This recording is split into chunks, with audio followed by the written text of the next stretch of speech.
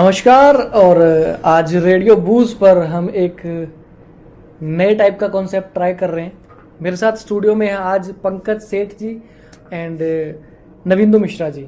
Sir बहुत बहुत स्वागत है आप दोनों का। धन्यवाद, बहुत बहुत धन्यवाद। आगे बढ़ने से पहले मैं आपको बता दूं कि आई थिंक 50 प्लस हैं आप दोनों। हाँ 48 एंड 50। सो एज मैंने इसलिए पूछी क्योंकि ये राइडर हैं। आजकल का जो आदमी भी हैं, आदमी से पूछ सकते हैं। यस एक्चुअली में आजकल का जो हमारा यूथ है उनको एक क्रेज लगा हुआ है कि भाई हमें बुलेट खरीदनी है और हमें लद्दाख के लिए निकलना है। बट ये इतना इजी नहीं है लद्दाख जाना कि हमने मुंह से बोल दिया और हम लोग निकल गए और हम पहुंच गए। काफ़ी सारी चीज़ें होती हैं रास्ते में। आप जाएंगे, वातावरण जो एटमॉस्फेयर वो चेंज होता है, टेम्परेचर चेंज होता है, कहीं पे बारिश है, कहीं बहुत गर्मी है, कहीं हल्की सी ठंड भी है, मॉइस्चर है। तो ऐसे में तबीयत बिगड़ने के बहुत ज़्यादा चांसेस रहते हैं। तो मैं स्टार्टिंग से शुरू करता हूँ। सबसे पहले तो आप लोगों के दिमाग में या मन में ये आइडिया कहाँ से आया कि हमें अब राइड करनी चाहिए? बहुत ही वियर्ड था वैसे एक्चुअली। जब हमने सोचा, क्योंकि मेरे पास तो बाइक थी नहीं, और जब हम छोटे थे तो हमने कहा कि हमें बाइक दिलवाओ। तो उन्होंने कहा बाइक दिलवाओ तो कौन सी? तो हमने कहा बुलेट दिलवा दो, क्योंकि पैशन वही आपकी बात है कि बच्चे देखते हैं दूसरे को बुलेट ठक ठक ठक ठक तो बड़ी मजा आता है, तो चलो वो लेना। वैसे तो चलाना उस पर ठक ठक ठक पे नहीं वो जो उसकी नॉर्मल अपनी जो आवाज पहले होती थी, हाँ। वो जो उन्होंने अब खत्म कर दिया, उसी की आवाज हमने सुनी थी बचपन में। तो हाँ, तब तो ये फैंसी चीजें नहीं थी। उसके बाद पेरेंट्स ने बोला भाई बुलेट तो नहीं लेनी, तुम्हें लेनी है कोई और बाइक की बात करो तो ले देते हैं, नहीं तो रहने दो, ड्रॉप द आइडिया। फिर हमने कहा ठीक है जो दिलवाने दिलवा। तो स्प्लेंडर उस टाइम चली थी, तो हमने स्प्लेंडर खरीदी। बहुत क्रेज था उसका भी। तो बस वो ली, फिर हम तो भूल गए अपना सपना। कॉलेज किया, नौकरी करने लग गए, बच्चे हो गए। फिर एक दिन बैठे थे स्कूल में, तो बैठे थे कि क्या किया लाइफ में, क्योंकि बहुत साल हो गए, इतने साल से काम कर रहे हैं। तो फिगर आउट कर रहे थे, तो कुछ ज़्यादा कुछ समझ में नहीं आ रहा। 2014 2015 वो भी स्कूलिंग जो जॉब रिलेटेड जो चीज़ें हैं वो समझ में आई कि 2014 2004 और 2005 में हमने ये कुछ किया था। अब 2004 या 2005 से 2018 तक भाई साहब आपने क्या किया? क्योंकि मैं 2018 में सोच रहा था, तो मुझे कुछ आई एम ब्लैंक। इसका मतलब I am doing routine work. तो जो भी मैंने क्रिएटिव किया, जो कि मुझे याद था, तो वो 2004-2005 का याद था। उसके बाद मुझे कुछ नहीं पता। मुझे ये पता है कि मैं सुबह निकलता था और शाम को घर आता था। तो मैंने कहा फिर उससे पीछे जाते हैं, कॉलेज में क्या सोचे थे। तो कॉलेज में जब कॉलेज पास आउट करते हैं तो आपसे एक कागज़ होता है, उसमें लिखवाते हैं कि आपका डिज़ायर क्या है। तो उस टाइम मेरे डिज़ायर दो थे कि टाटा सफारी लेनी है, which is now not available, और एक मेरे को बुलेट लेनी है। तो मुझे याद आया बुलेट लेनी थी। तो वहीं से बुलेट का ड्रामा शुरू हुआ कि बुलेट लेने पहुंच गए हम। हमने कहा जी 2018 का दिसंबर चल रहा है, तो मुझे 2019 में चाहिए। तो हमने वहाँ पेमेंट करी और 2 या 3 तारीख को उन्होंने डिलीवर दे दी। तो इस तरह से बुलेट हमारी लाइफ में है। अब बुलेट जब लाइफ में आई तो कहा कि अब करना क्या है इसका, क्योंकि अब राइडिंग का दिमाग में नहीं था उस टाइम भी, तो करना क्या है। तो फिर कहीं ढूंढ रहे थे कुछ, तो ऐसी में कोई एक राइडिंग ग्रुप नजर आया, दिल्ली राइडिंग, क्या है, Delhi royal Enfield Riders, DRER। तो वो मुझे दिखा, तो मैंने उसमें एनरोल कर दिया। तो पहली हमारी राइड, एक्चुअली पहली राइड मेरी वो थी जो जहाँ से मैंने बाइक ली थी, तो उनकी होती थी राइड 1। तो वो सिर्फ रॉयल इनफील्ड का एक ग्रुप पूरा होता था। तो बहुत सारा ग्रुप, बड़ा ग्रुप आता है और वो सब राइड करते हैं एक डेस्टिनेशन के लिए। वो एक्चुअली रॉयल इनफील्ड ऑर्गेनाइज करते हैं। तो वहाँ से वो शुरुआत हुई पहली। तो उसके बाद DRER में 2-4 जगह गए। फिर इसी तरह से दोस्त बने, कुछ नए दोस्त बने और बहुत सारे बने, जबकि मेरे इतने दोस्त हैं नहीं। अगर मेरे अपने दोस्त देखेंगे कॉलेज में, स्कूल में, इक्का दुक्का है, पर यहाँ सबसे ज़्यादा है, यहाँ भरमार है। तो ये चीज़ थी। आप बता रहे थे कि जब राइड के लिए निकले थे आप लोग, तो एक दूसरे को जानते नहीं थे। हाँ, हमारे क्या हुआ कि ये एक नई चीज थी कि लाइफ में कुछ करना है, just not enjoy the life, तो फंडा नहीं है। जीवन एक ऐसा कुछ करके गुजरना है। तो कुछ करके गुजरने में समझ में आया कि क्यों नहीं रॉयल एनफील्ड। जैसे सर ने बताया bullet, what is royal Enfield.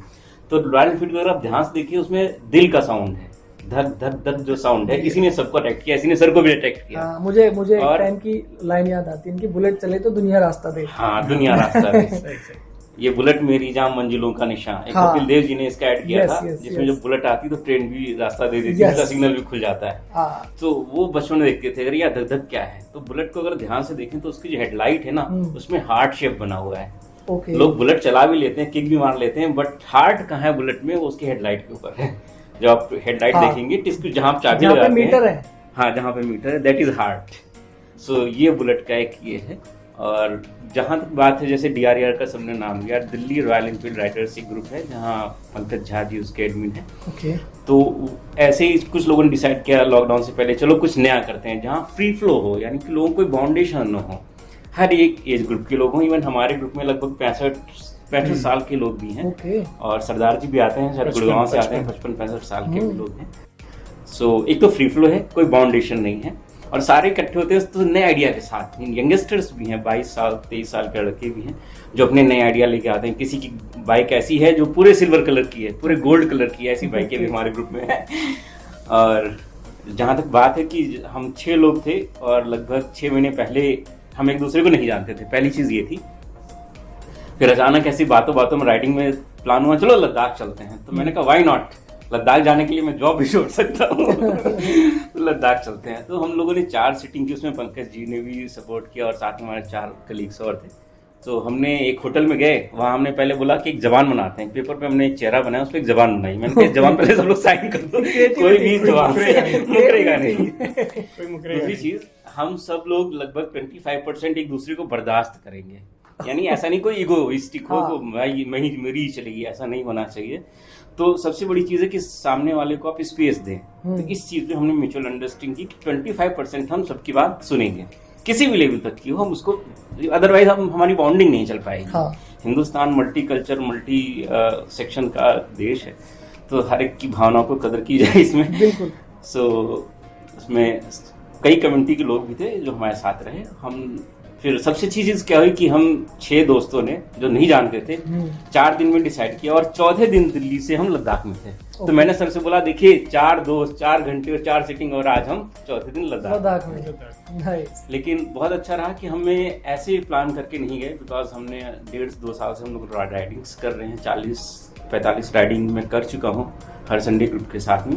Sir के साथ भी हमारी लगभग 12-13 राइडिंग्स हो चुकी हैं, और पहाड़ी इलाकों में भी हुई, ऋषिकेश में भी हुई। ऋषिकेश में आप थे जहाँ हमने नाइट की स्टे किया टेंट्स में।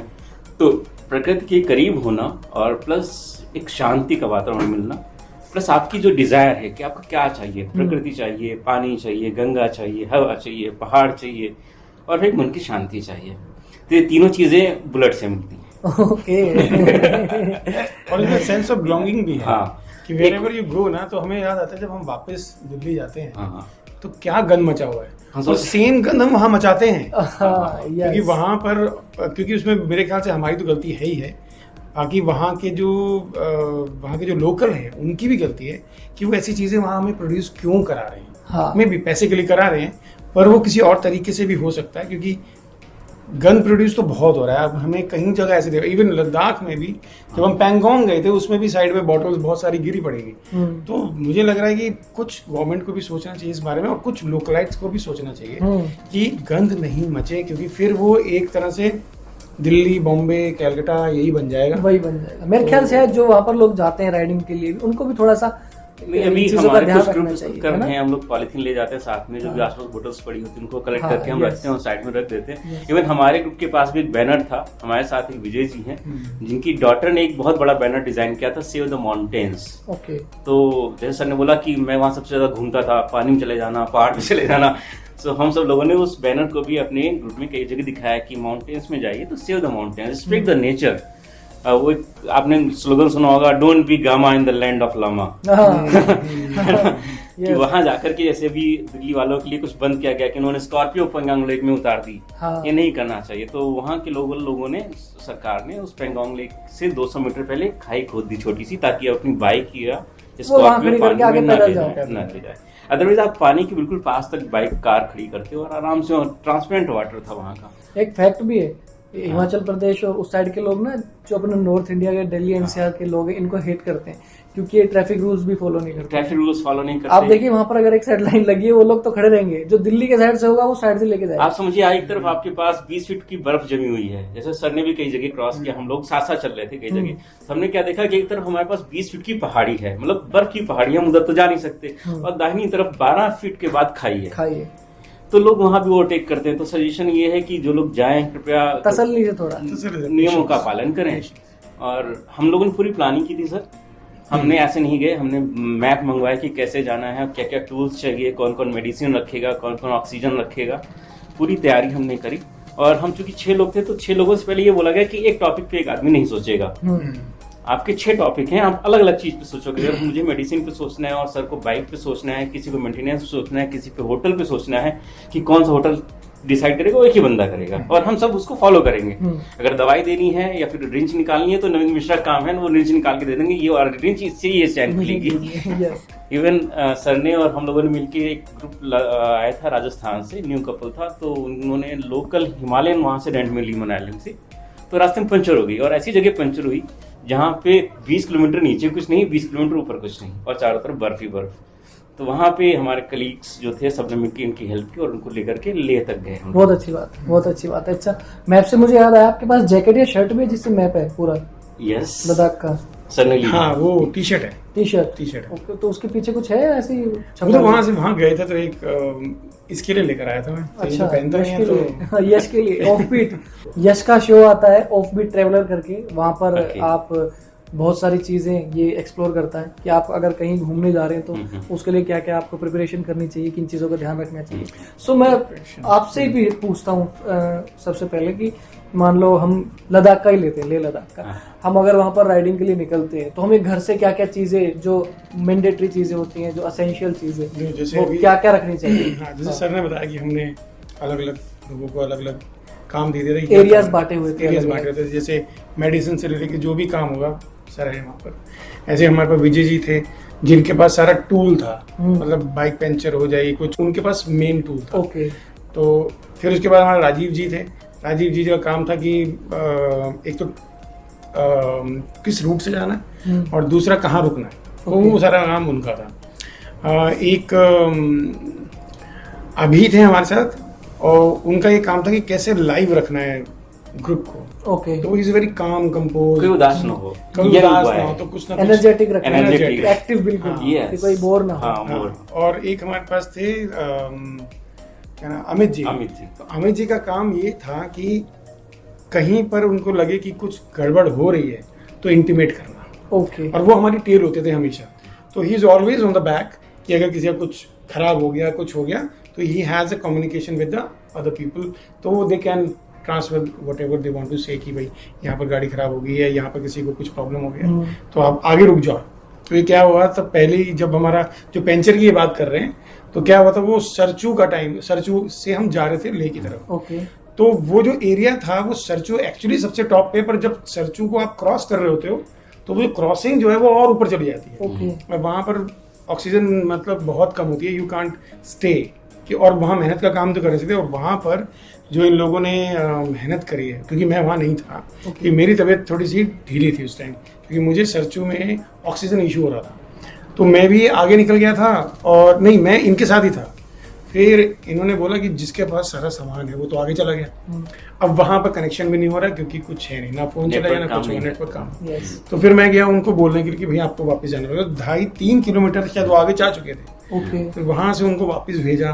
फिर पहले इन्होंने आई थिंक उसको चढ़ाने की कोशिश करी, ट्रक पे चढ़ा दे, पर वो पॉसिबल नहीं था कि लोग कम थे और वहाँ ऑक्सीजन कम है, तो वो ट्रक पे चढ़ा नहीं पाए। तो फाइनली इन्होंने डिसाइड किया कि यहीं हम ही बनाएंगे।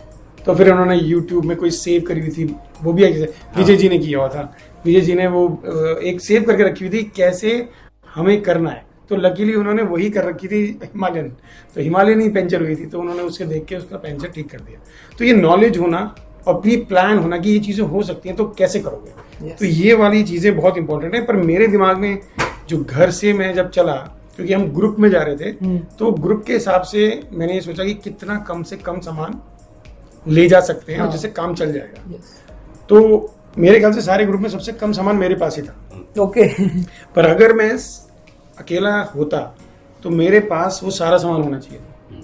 मेरे पास इक्विपमेंट भी होने चाहिए थे, मेरे पास गैजेट्स भी होने चाहिए थे, मेरे पास मेडिसिन भी होनी चाहिए थी, जो कि सबने अपनी रखी थी, पर कुछ लोगों ने ज़्यादा रखी थी कि अगर किसी और को जरूरत पड़ जाए तो ये। तो जब भी आप अपना प्लान करते हैं कि मुझे जाना है, पहले तो आप देखो आप फिजिकली फिट हैं कि नहीं। ओके। बहुत इंपॉर्टेंट है।